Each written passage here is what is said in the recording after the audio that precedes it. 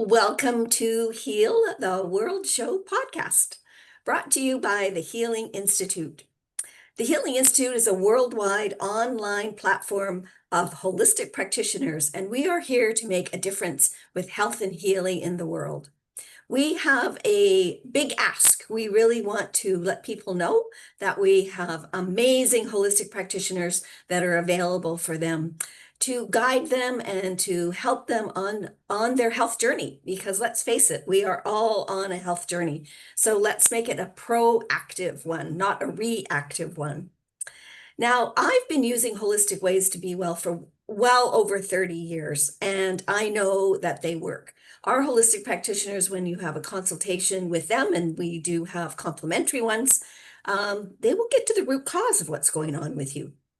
So it's not just going to find out what the symptoms are and deal with those. And I think that's probably where our medical model that we've had for the last 50 years, why it's not working anymore, because we were only looking at symptoms. We weren't looking at what the root cause of the situation and the issues were.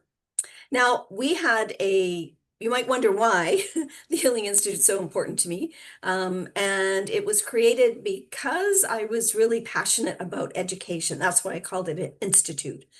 We aren't an actual learning body at this point in time. We might be in the future, but we do have some programs and courses that the practitioners have available. And the reason that it's so important to me is because we did have a tragedy in our family a number of years ago when my mom passed away at age 61. And it was due to complications from a medication that she'd been on for a very long time. And it was very sad. She died on the 15th of December, so it was right before Christmas. I was 5 months pregnant with my son. And, it's not only tragic that she died at a young age, but my children didn't get to meet their grandmother. And I really don't want that happening for other families because I know how important that is. I had two grandmothers and they were very, very dear to me. So each week on the podcast, I invite someone to come and talk about their area of expertise. This podcast is our 106th episode. So I'm very excited about that. I've been doing this podcast now for over 2 years. And today I'm just so delighted to have Sharon Rolfe with us. Sharon is in Washington State. And I'm in Canada, just for people who don't know that. So we're almost neighbors. I could sort of see, I'm on Vancouver Island. I could just look across the Georgia Strait and wave at you. So we're pretty close to being neighbors. So Sharon has her youthful appearance. She's got that spark, as you can see. Her eyes are very sparkly. And we're going to talk today about lessons learned that have resulted in good health, longevity, authenticity, mental strength, and inner spark. And I don't think Sharon minds me sharing with you all. She's 77 and I'm turning 77 on Monday. So here we are. We're in our 70s and we're still going strong. Welcome, Sharon. It's delightful to have you on the podcast today. Thank you for having me, Parmelia. This is talking about health is such a delight because I've never really had any kind of trauma with health. Now, my younger sister, she's totally opposite and totally dependent on the doctors. And I guess she had cancer surgery recently, just a few days ago. I don't know anything about it because she says she goes like this. Mm-hmm. You haven't walked in my shoes, I'm not going to listen to you. How interesting is that? Because I don't want to walk in her shoes. No, no. And we were talking just before we went on the record, that really it's a mindset as how we feel and how we look at our life. So, I mean, I know that as you said, you're in good health and you promote longevity. And just, tell us a little bit about how you have maintained your health over the years. Well, actually, let me do mention I did have a traumatic childhood. Mm. And so my recovery has involved, I felt invisible my whole career. Mm. And I actually wanted to be invisible as a child. There was sexual abuse going on, and I had to wash my dad's genitals at times. And I decided to be safe. I needed to buckle down, focus, get good grades, don't rock the boat, and be obedient. Mhm. And that kind of followed me all through my career. It wasn't until I retired when oh yeah, I felt invisible in my gut.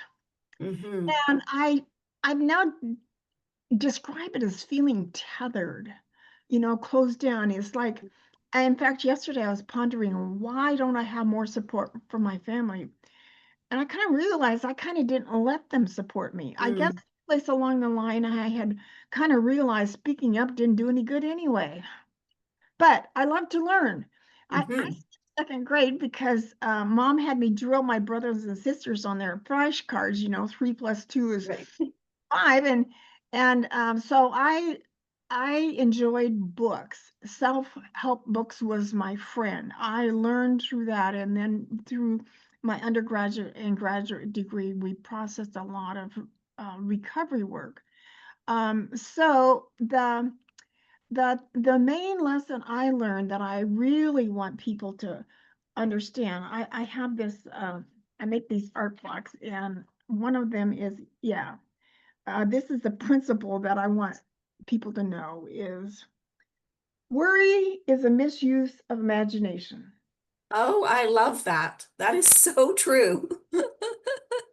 I I got transferred with my job to Tampa, Florida, and my friends here at home had said, well, before you come back home, being homesick, give it 6 months. And 3 months, I thought, I got this. This is going fine. And by the fourth month, I hit the wall. I don't remember exactly why, but I remember being despondent and kind of, um, ugh, and all this. And I, for some reason, went to my bookshelf and pulled out my Bible concordance, and wonder how this could happen. And that's where, in fact, this might be actually where the Queen of Courage started, because I found the word courage. Mhm.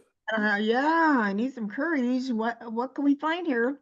Well, in Joshua chapter 1 and 2, there's about 10 references to courage. Oh. Do not be afraid. Be of good courage. Be of great courage.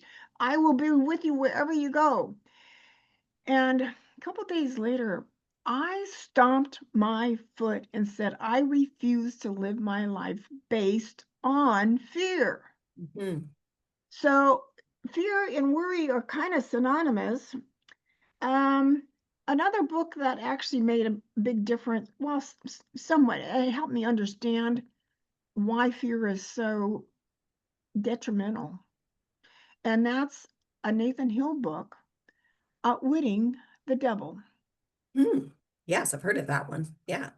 It talks about I think there's 7 major fears. Anyway, so I think that's the biggest principle I'd like to leave with people today. And I tell you, it wasn't easy. I would start imagining holding this sign, a stop sign about 4 inches from my nose. Do not worry. It's a waste of time. And Totally. Yeah. yeah, so between that and using good supplements, because I knew around 40 that I wasn't eating my vegetables, and As many vegetables as you should have been eating. yeah, I was going to night school and weekend college classes, and I remember grabbing a handful of cookies and calling it dinner. Me and cookies like each other did. I've since tried converting my recipes to gluten-free, and sometimes it works and sometimes it doesn't. But what has propelled me through life in a real positive way is that I've always, um, what's my potential? Yeah. What's yours? How do I find your potential? And I often did help people uh, upgrade their resumes, because I can sometimes see in you things you can't see in Yes. yourself.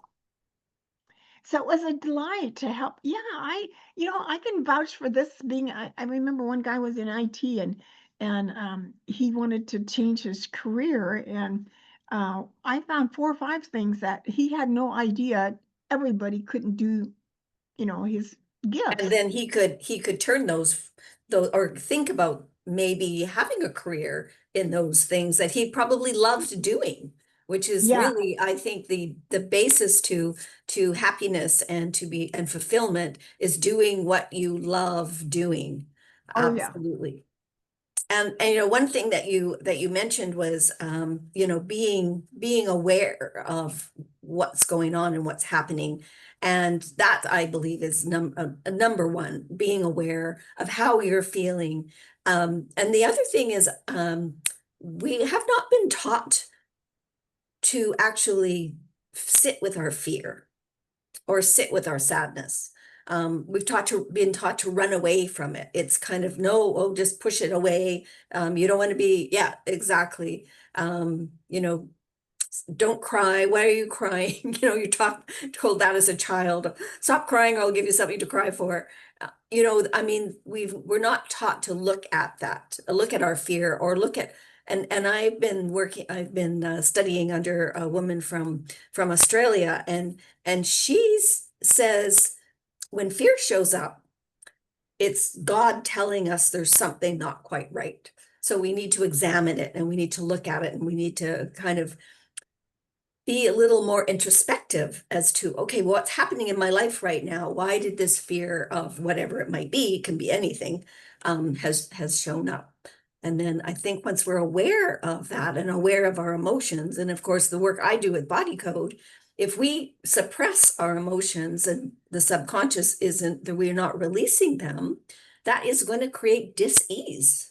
And we Mhm. definitely don't want that happening because um, most of the diseases that are out there right now are created from emotions and emotional trauma, and certainly things that have happened in our childhood. So the work that you're doing now in helping seniors find a voice for who they are now. They're not no longer maybe in the corporate world, they're no longer a certain type of um, position that they've had in the corporate world.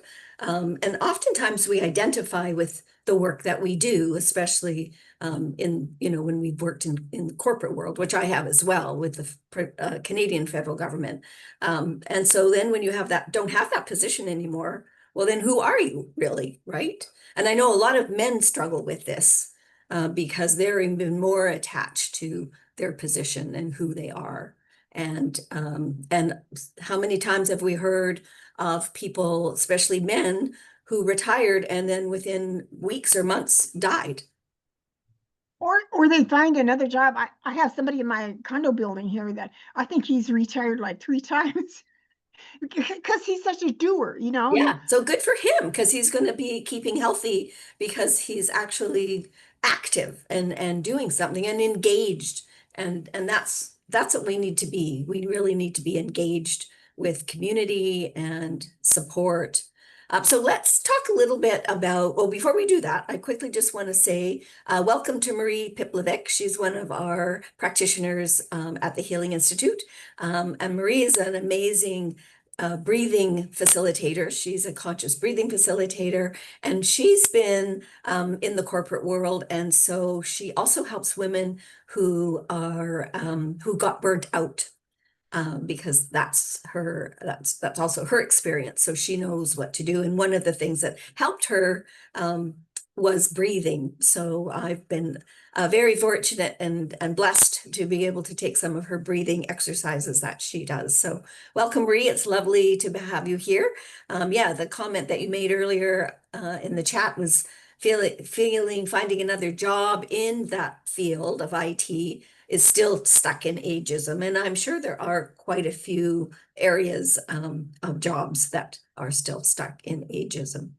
But I want to get to the Queen of Courage. So you have an Instagram, um, a page, and how did you become the Queen of Courage? I'm just really interested to know. Because I agree Well, with you. Courage is just everything.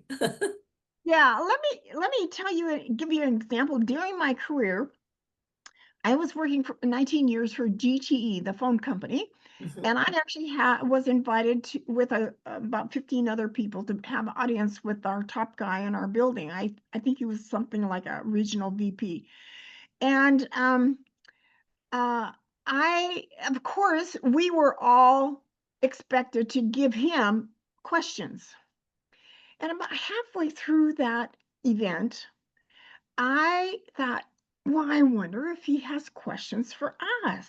Mm. After a while, we're usually closer to the problems than he Mhm. is. Mhm. Mhm. But I did not have the courage to speak up.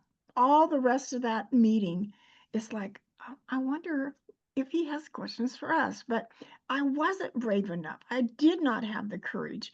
So um, before I left Boeing, my last job, I did have an occasion to be a speaker in front of some supervisors and managers, and I did speak up. There were things they needed to know. Good for And you.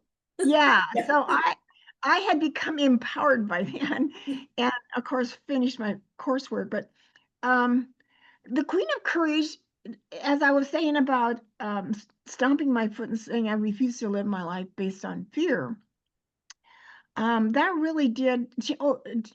And another principle that was closely related to that is how we often judge anybody and everything. Mhm. That whole Mhm. comparison thing comes up.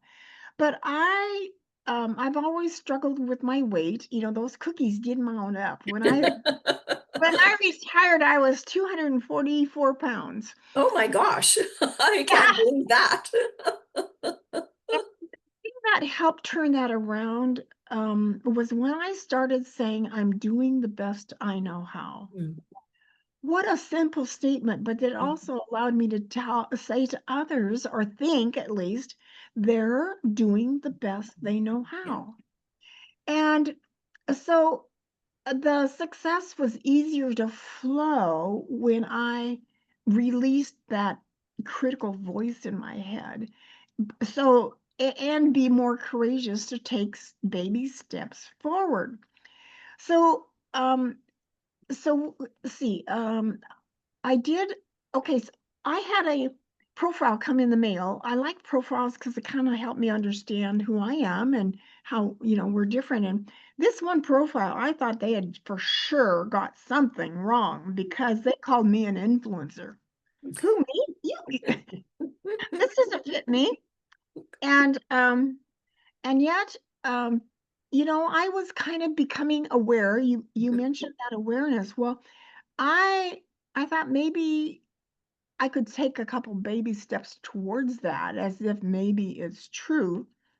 And so a few months later, somebody called me from New York and said they heard that I was interesting and had words of wisdom, energy.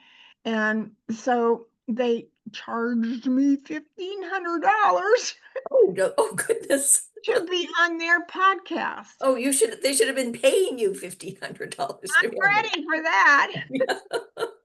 Um, and it wasn't more than 4 hours afterwards that they called me back and said, "Yeah, you got energy and you're worth listening to, and people would like to hear you." And they talked me into having my own podcast. Mhm. And so I interviewed people, and it was on the Spreaker platform, and I Mhm. called it Maximize Retirement. And I made sure that people knew it was not about money, it was about the emotional side of transitioning Right. into. Feeling fulfilled at at a retirement age, or feeling Yeah, fulfilled after you've had a career in whatever you've done. yeah. So I interviewed people, and that was pretty easy. You do a little bit of research, and schedule it all out. But I found that at the end of doing that, I was asking people who could be my guest on my podcast that could talk about courage. I must have asked a dozen people. And I finally found a gentleman down here. He's 91. I had lunch with him before Thanksgiving, and he was fascinating and courageous. He had been both a minister, in fact, he still does that as a fill-in kind of, and he'd been a soccer coach or referee, and he had done like senior center before they were actually senior centers, and a guide on a railroad through Montana. Anyway, Wow.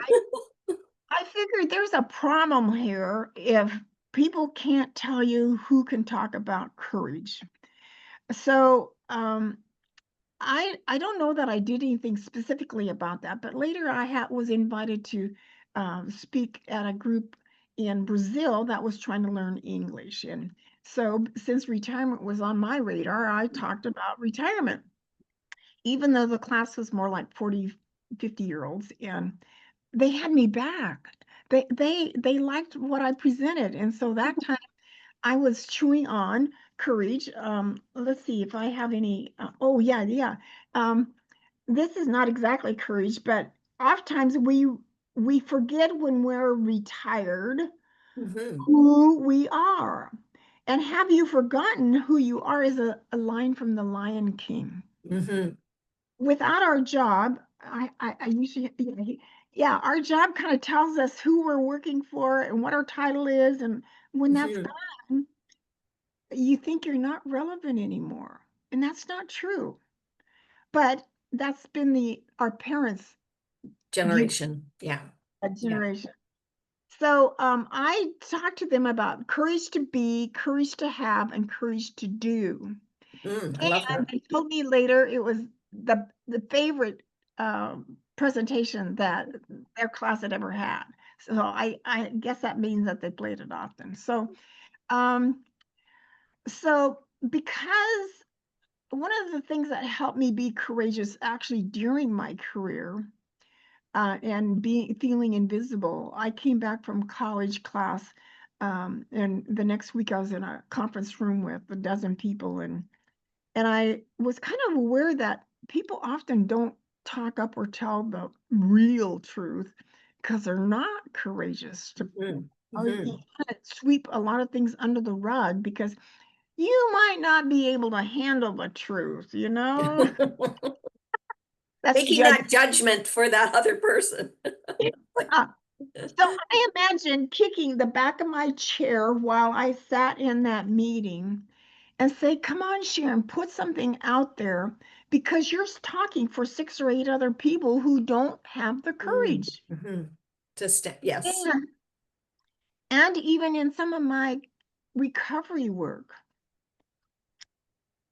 I was willing to step forward and have the courage because there were people coming behind me, and it helped me to be the model for others.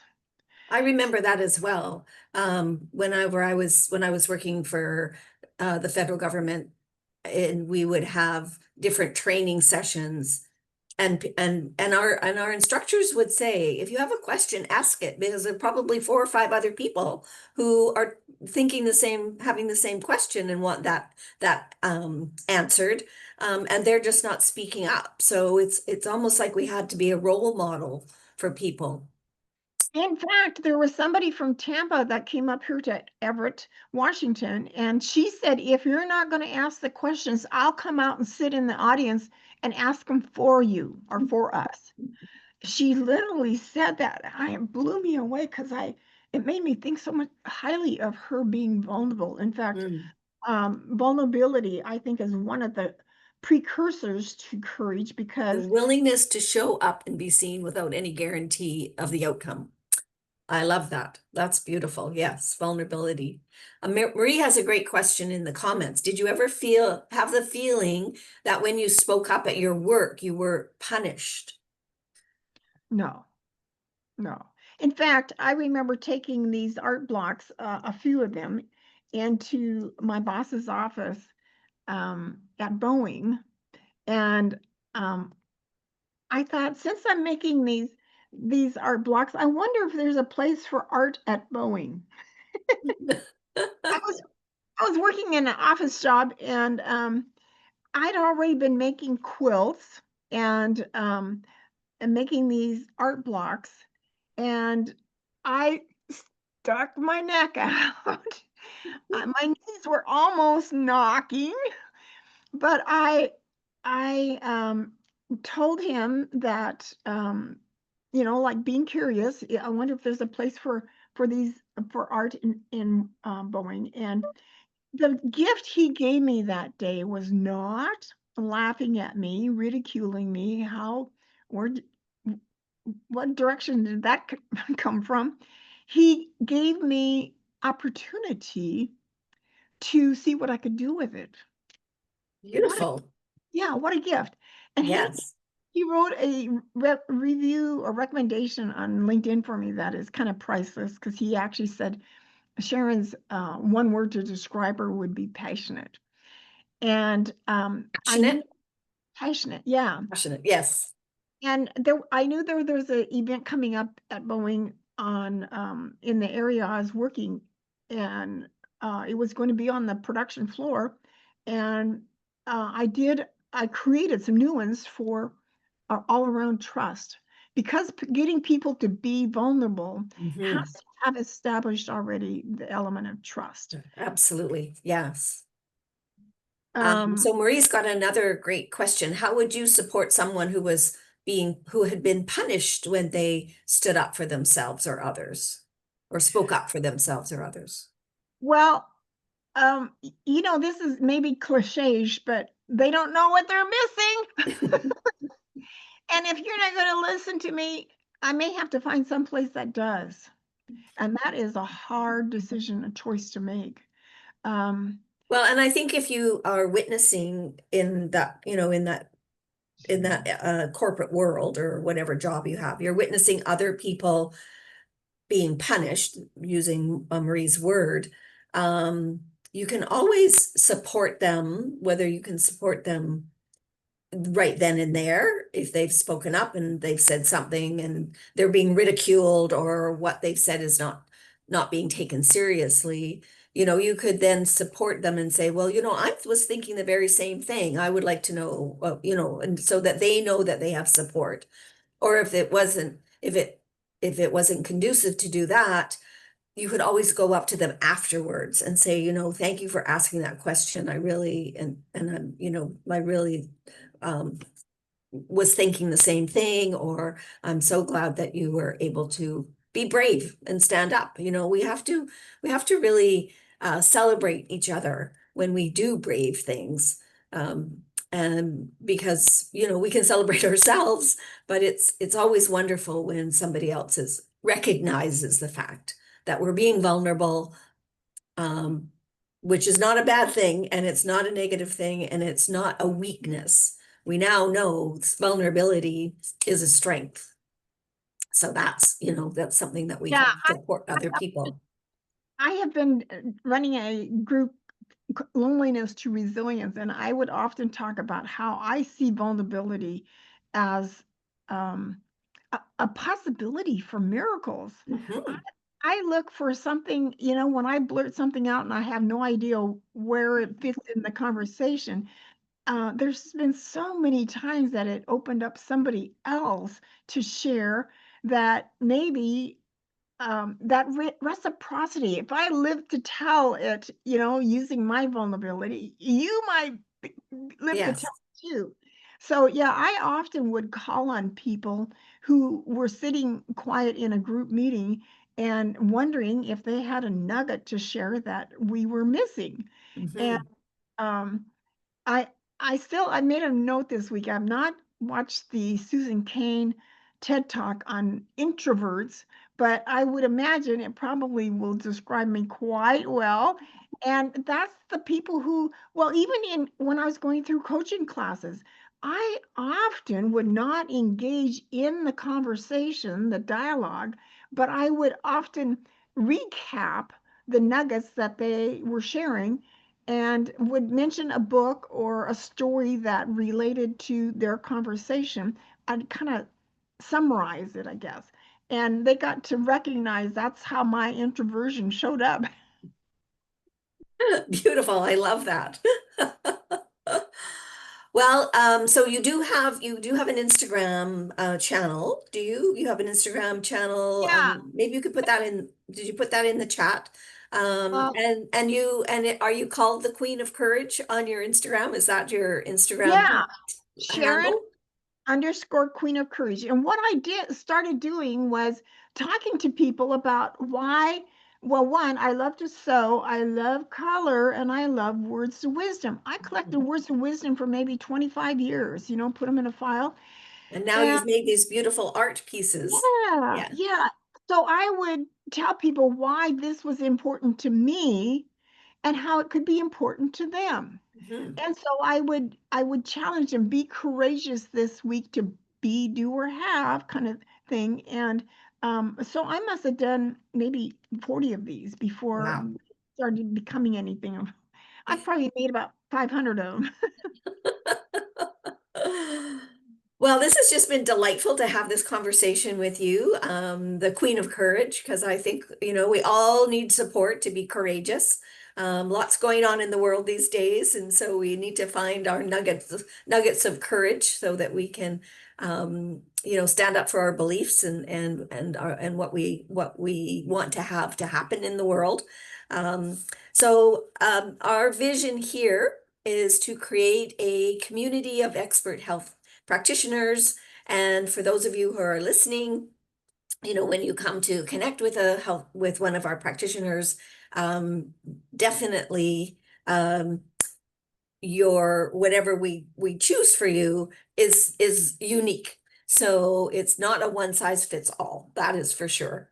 And um, and so we want people to know that this is our vision, to have this community of holistic practitioners helping you get the best health as possible.